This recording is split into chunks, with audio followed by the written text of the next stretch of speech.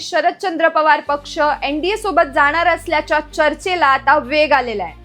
10 August 2026 रोजी राष्ट्रवादी काँग्रेस शरदचंद्र पवार पक्षाचे सर्व खासदार पंतप्रधान नरेंद्र मोदी यांची भेट घेणार असल्याची चर्चा समोर आली।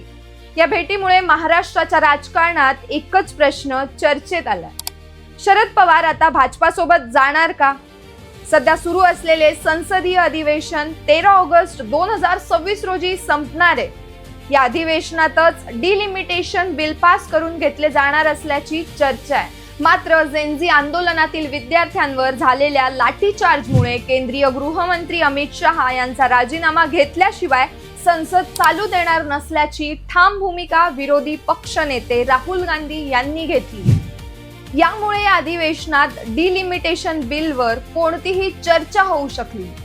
यामुळे 13 ऑगस्ट रोजी सध्याचे अधिवेशन संपल्यानंतरही काही दिवसांनी म्हणजेच 17 ऑगस्टच्या आसपास डिलिमिटेशन अर्थात मतदारसंघ पुनर्रचना विधेयकांसाठी विशेष अधिवेशन बोलावले जाण्याची शक्यता व्यक्त केली जाते आणि याच विशेष अधिवेशनात राष्ट्रवादी काँग्रेस शरदचंद्र पवार पक्ष केंद्र सरकारच्या डिलिमिटेशन बिलाला पाठिंबा देणार असल्याची चर्चा आहे। विशेष म्हणजे मागील वेळी डिलिमिटेशन बिलाच्या विरोधात मतदान करणाऱ्या शरद पवार गटाच्या खासदारांची यावेळी भूमिका बदलू शकते असे संकेत सुप्रिया सुळे यांनी दिले होते।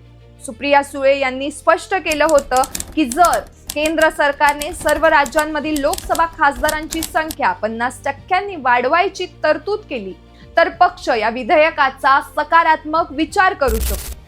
पण या संपूर्ण निर्णयाला राष्ट्रवादी काँग्रेसमध्येच एका नेत्याचा विरोध असल्याचं दिसतंय आणि तो नेता म्हणजे आमदार रोहित पवार। रोहित पवार यांनी स्पष्ट भूमिका घेतलीये की जर राष्ट्रवादी काँग्रेस शरदचंद्र पवार पक्ष एनडीए सोबत गेला तर आपण पक्षासोबत एनडीए मध्ये जाणार नाही।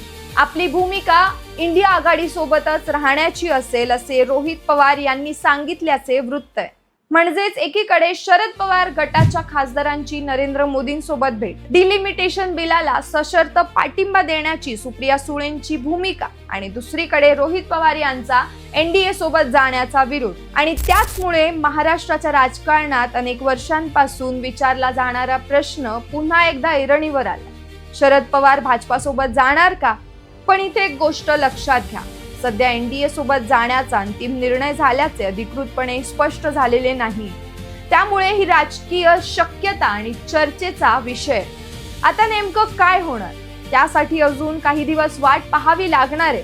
13 ऑगस्टला संसदीय अधिवेशन संपते का? 17 ऑगस्टच्या आसपास विशेष अधिवेशन बोलावले जाते का? आणि सर्वात महत्त्वाचं म्हणजे शरद पवार एनडीए सोबत जाणार का की नेहमीप्रमाणे ही देखील फक्त एक राजकीय अफवा ठरते? याचे उत्तर येत्या काही दिवसात मिळेलच।